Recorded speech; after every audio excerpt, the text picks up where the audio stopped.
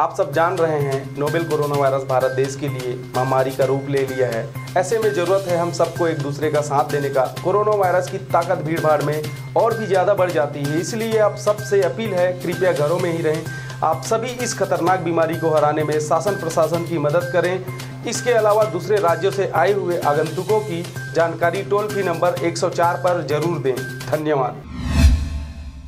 नमस्कार, आप देख रहे हैं आरजे रमझांझर। मैं हूं राजकुमार यादव। कोरोना महामारी के खिलाफ रोग प्रतिरोधक क्षमता बढ़ाने जिला अस्पताल में सामूहिक रूप से काढ़ा का सेवन किया गया। साथ ही डॉक्टरों ने स्वस्थ रहने में आयुर्वेद काढ़ा की महिमा भी समझाया। देखिए रिपोर्ट। जिला अस्पताल में आज जन जागरूकता के लिए आयुष विभाग द्वारा आयुर्वेद जड़ी बूटियों से निर्मित काढ़ा पिलाया गया। कोरोना बीमारी के खिलाफ रोग प्रतिरोधक क्षमता इम्यूनिटी विकसित करने के लिए स्वास्थ्य विभाग द्वारा काढ़ा सेवन की अनुशंसा की गई है। सिविल सर्जन डॉक्टर एएस परिहार ने सबसे पहले काढ़ा पीकर इसका शुभारंभ किया। इसके बाद कोरोना की लड़ाई में लगे स्वास्थ्य कर्मचारी, मरीज एवं उनके परिजनों को काढ़ा पिलाया गया। उन्हें अगले 3 सप्ताह के लिए काढ़ा बनाने की चूर्ण भी निःशुल्क वितरण की गई है। जिला अस्पताल में आयुष विंग के चिकित्सक डॉक्टर आर.के. बंजारे ने स्वस्थ रहने में आयुर्वेद काढ़ा की महिमा समझाई। उन्होंने बताया कि आगामी 1 महीने तक जिला अस्पताल में सवेरे 11 बजे निःशुल्क काढ़ा पिलाया जाएगा। डॉक्टर बंजारे ने बताया कि जेल में भी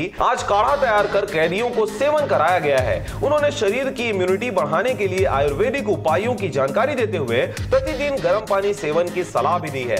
इसके अलावा प्रतिदिन आधा घंटे तक योगासन, प्राणायाम एवं ध्यान करना चाहिए। भोजन में हल्दी, जीरा, धनिया, लहसुन एवं मसालों का सेवन सबसे ज्यादा किया जाना चाहिए। गर्म दूध में आधा चम्मच हल्दी मिलाकर दिन में 1 या 2 बार सेवन करना चाहिए। काढ़ा सेवन कार्यक्रम में बाकायदा फिजिकल डिस्टेंसिंग के नियमों का पालन किया गया। इस अवसर पर सेवानिवृत्त प्राचार्य श्री एस.एम. पाध्याय, वरिष्ठ नागरिक श्री एम.डी. मानिकपुरी सहित सैकड़ों की संख्या में लोगों ने काढ़ा का सेवन करने का संकल्प लिया। बड़ौदा बाजार से मनन बंजारे की रिपोर्ट, आरजे रमझांझर।